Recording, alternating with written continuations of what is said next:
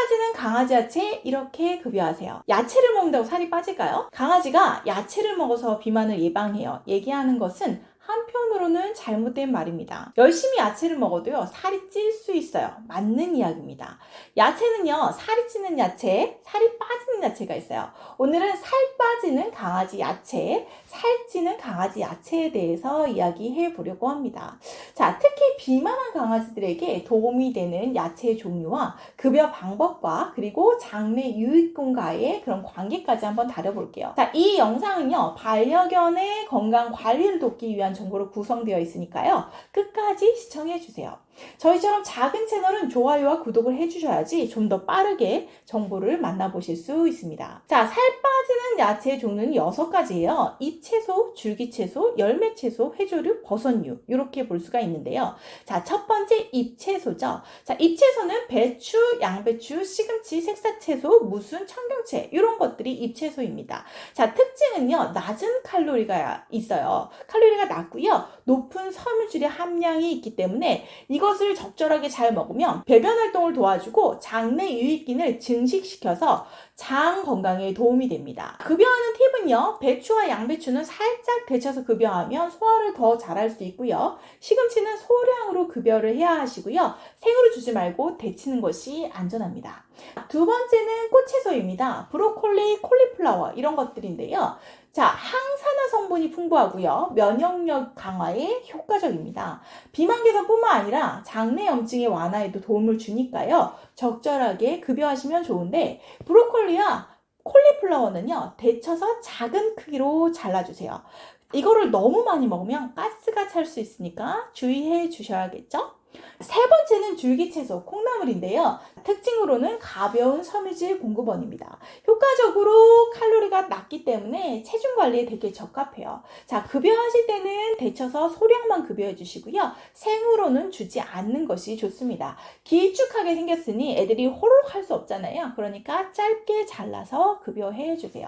자, 네 번째는 열매채소예요. 애호박, 오이, 가지, 토마토, 파프리카, 방울토마토. 저희가 펫푸드 만들 때 정말 많이 사용하는 재료들인데요. 자, 수분 함량이 높고 비타민이 풍부합니다. 강아지들이요, 갈증 해소를 한다거나 아니면 체중 감량을 할 때 급여하면 참 도움이 되는 야채라고 보실 수 있습니다. 자, 애호박과 오이는요, 얇게 썰어서 급여를 해주시고요, 토마토는 꼭지를 제거하고 소량만 급여해주세요. 자, 주의하셔야 할 거는 C 부분이 너무 많이 먹게 되면 설사를 할 수 있으니까 볶아서 주시거나 익혀서 급여해 주셔도 좋습니다.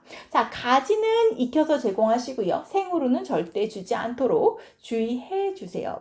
자, 해조류는요, 버섯류는요, 야채는 아니지만 다이어트 할 때 아주 좋은 식재료이기에 함께 이야기해 볼게요. 저도 요즘에 해조류를 정말 많이 쓰고 있거든요. 미역, 톳 이런 것들인데요. 자, 미네랄과 요오드 함량이 매우 높습니다. 대사 조절과 체지방 분해를 돕고 장내 세균의 균형을 잡아줘서요, 적절하게 급여하면 좋은데요. 자, 급여할 때 팁은 해조류를 급여할 때는 가장 신경 써야 할 부분이 바로 염분입니다. 찬물에 담가서 염분을 충분히 제거해 주세요. 그리고 잘게 썰어서 데치거나 익혀서 급여를 합니다. 자, 해조류는요, 미끄덩 하잖아요. 그렇기 때문에 입천장에 붙거나 급여할 때 불편할 수 있으니까 소량으로 급여하고 잘게 잘라서 급여해 주시면 좋습니다.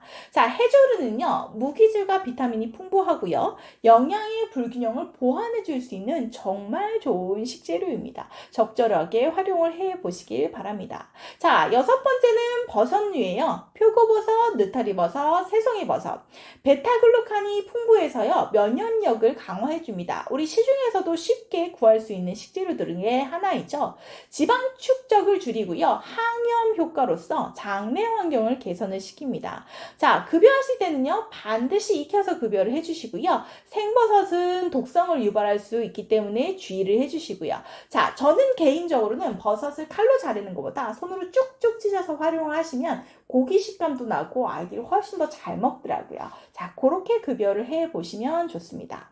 자, 그럼 반대로 살찌는 야채의 종류가 뭐가 있을까요? 씨앗 채소와 뿌리 채소입니다. 씨앗은 한 생명을 키우기 위해서 얼마나 많은 에너지를 가지고 있어야 할까요?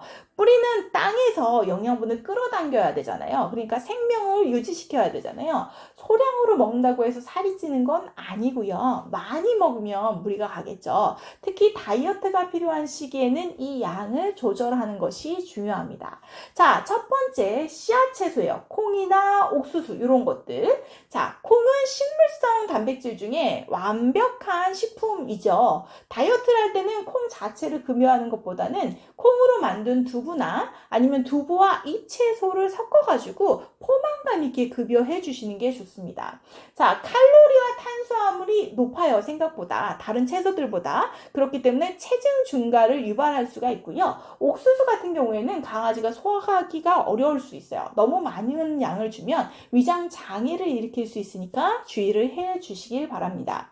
자, 두 번째는 뿌리 채소예요. 뿌리 채소는 대표적인 게 고구마, 감자죠. 우리가 살 뺄 때 고구마 정말 많이 먹잖아요. 문제는 밥도 먹고 고구마를 먹거나 고구마를 배부르게 먹으면 안 된다는 것입니다. 자, 탄수화물 함량이 높아요. 그래서 비만 개선에는 부적합할 수도 있어요. 자, 주의점은 고구마와 감자는요, 살짝 익혀서 소량만 급여를 하게 되고요.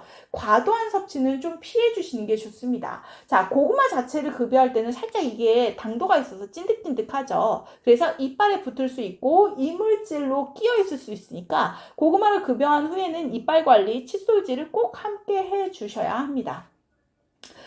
비만한 강아지를 위한 야채 급여 방법은요. 자, 첫 번째, 야채를 급여하기 전에 꼭 확인해 주세요. 강아지가 특정 야채에 알레르기가 있는지 없는지 확인해 주시고요. 자, 야채는 생으로 주는 것보다 살짝 데치거나 익혀서 급여하는 것이 좋습니다. 자, 두 번째는요, 급여량과 빈도인데요. 자, 사람은요, 황금똥을 싸면 좋다고들 하잖아요. 하지만 강아지는 아닙니다. 황금똥을 싸면요, 섬유질을 너무 많이 먹는 거거든요. 그래서 급여량의 총 먹는 양의 한 10% 정도만 그 선에서 급여를 해주시는 것을 추천을 하고요. 식사와 함께 소량 섞어서 제공을 하거나 간식으로 활용을 하셨으면 좋겠습니다. 저는 강아지 화식을 만들 때 함께 넣거나 간식으로 아삭 씹어 먹으라고 주는 편입니다. 자, 섬유질이 많은 야채를 먹으면요, 똥이 묽어지거나 양이 많아질 수 있어요. 이상한 것 아니니 변 상태를 잘 관찰하시고 급여량을 조절해 주시길 바랍니다. 자, 야채는요, 장내 유익균 형성에 여러 가지 긍정적인 영향을 미칩니다. 특히 야채에 포함된 섬유질과 항산화 성분이 매우 중요한 역할을 하니까요. 요즘 사람들 사이에서도 장내 유익균이 되게 관심이 많아지고 있어요. 그래서 반려동물에게 적절하게 야채를 급여하는 것들은 우리 아이의 건강에 도움을 줄 수 있으니까요. 우리 비만하지 않게끔 관리를 해주시는 것들이 매우 중요합니다. 자, 반려견의 비만은요, 전 세계적으로 증가하고 있어요. 보호자들이 이를 잘 인식하지 못하는 경우들도 되게 많은데요. 자, 비만은 반려견의 건강에 심각한 영향을 미칩니다. 당뇨병, 관절염, 심질환, 혈관 문제 등 다양한 질병의 위험이 노출될 수 있는 확률이 높기 때문에 우리 보호자들이 반려견의 체중 상태를 꼭 확인하셔서 필요시에는 수의사 선생님과 상담을 하면서 체중 관리를 진행하시는 것들을 추천을 드립니다. 자, 오늘 소개해드린 야채는요, 단순히 체중 관리뿐만 아니라 강아지의 전반적인 건강을 돕는 장수식품이에요. 잎채소, 꽃채소, 해조류 등 적절하게 급여를 하면서 장내 세균을 활성화시킬 수 있는 식단을 한번 만들어 보시길 바랍니다. 자, 강아지마다 적합한 음식이 다를 수 있으니까요. 천천히 도입 한번 해보시고 반응을 살피는 것들은 꼭 잊지 마시고요. 여러분들도 강아지의 건강한 변화를 함께 경험해 보시길 바랍니다. 자, 더 많은 반려동물 건강 정보가 궁금하시다고 하면 구독과 좋아요 부탁드립니다. 자, 그럼 오늘 영상은 여기까지 하고요. 다음 영상에서 다시 만나 뵙겠습니다. 감사합니다.